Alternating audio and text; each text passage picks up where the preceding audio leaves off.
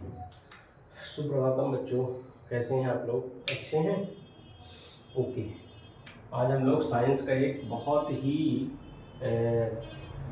समय के साथ हर कक्षा में इस्तेमाल होने वाला टॉपिक लेते हैं, जिसको हम कहते हैं रासायनिक सूत्र की जानकारी होना। आप देखे होंगे बहुत सारे प्रचलित नाम या सामान्य नाम हम सूत्रों का लेते हैं, तो उसका रासायनिक नाम अलग होता है और उसका रासायनिक सूत्र अलग होता है। हाइड्रोजन, ऑक्सीजन, कार्बन, इन सब से तत्वों के बारे में आपने जानकारी प्राप्त की है। इनसे मिलकर बनने वाले ही बहुत से रासायनिक सूत्र हैं जिनको आपको जानना चाहिए। तो यहाँ पर हम केवल कुछ सामान्य रूप से प्रचलित रासायनिक सूत्रों की बात करेंगे। जैसे पहला है पानी।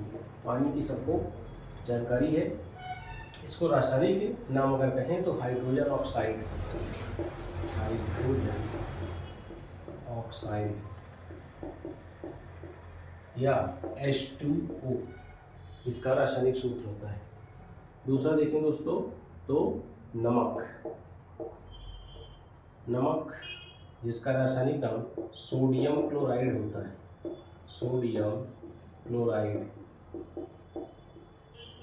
NaCl, यानी नमक में क्या होता है? सोडियम और क्लोरीन, ये दोनों विद्युत संयोजक बंध द्वारा एक दूसरे से जुड़कर ये यौगिक बनाती है।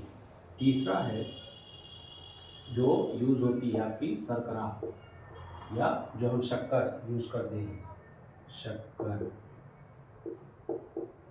इसको आप यहाँ पर भी सूत्र के रूप में अगर देखें तो C12H22O11, यानी कार्बन, हाइड्रोजन और ऑक्सीजन से ये मिलकर बना होता है। इसको यहाँ पर भी आप इसी नाम से कह सकते हैं। सॉरी, चौथा ग्लूकोज। ग्लूकोज का देखें तो इसमें भी C6H12O6, इसमें भी कार्बन, हाइड्रोजन और ऑक्सीजन तत्व होते हैं। ये है कि इनके परमाणु संख्या अलग होती है, जिसके कारण इसको हम ग्लूकोज, जो सबसे पहले पेशेंट को दिया जाता है किसी भी प्रकार की समस्या के लिए, तो कार्बन, हाइड्रोजन और ऑक्सीजन के परमाणु संख्या अलग अलग संयोजन होने से ग्लूकोज का निर्माण होता है। फिर आपने देखा होगा वॉशिंग सोडा। वॉशिंग सोडा यानी कपड़े धोने का सोडा, इसको हम सोडियम कार्बोनेट कहते हैं, कार्बोनेट, और इसका सूत्र है Na2CO3, यानी सोडियम, कार्बन और ऑक्सीजन के मिलने से सोडियम कार्बोनेट का निर्माण होता है। फिर इसके बाद मीठा सोडा, मीठा सोडा, या इसको हम सोडियम बाइकार्बोनेट। बच्चों, इसको आप इस ढंग से भी याद कर सकते हैं कि ये वॉशिंग सोडा छोटा भाई हो गया सोडियम कार्बोनेट, और मीठा सोडा इनके बड़े भाई हो गए सोडियम बाइकार्बोनेट, यानी सोडियम बाइकार्बोनेट। इसीलिए सूत्र में भी आप देखेंगे तो ज़्यादा अंतर नहीं रहता है।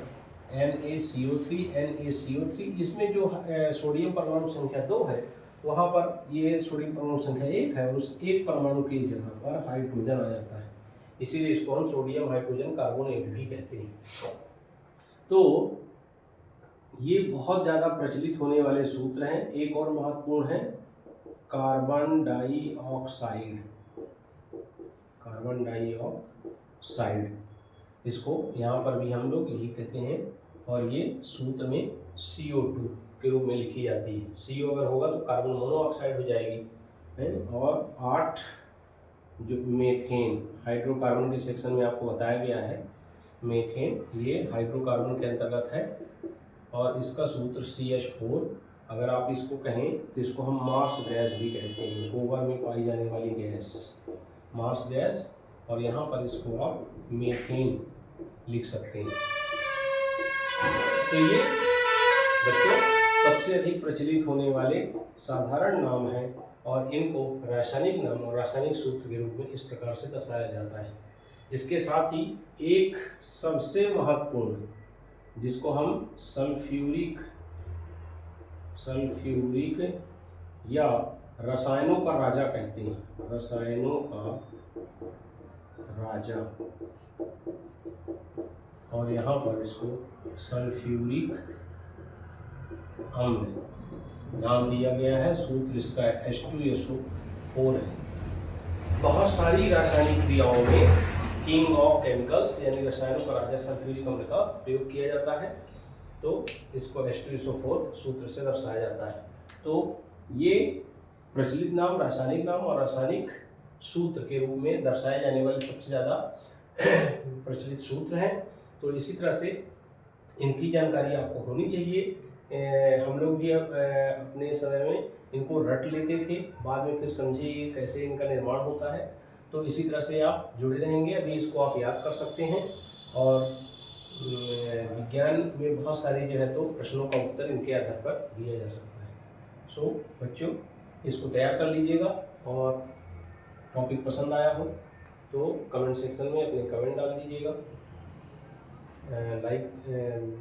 चैनल को सब्सक्राइब करना ना भूलिएगा और इसी तरह से आगे के टॉपिक के लिए जुड़े रहिए।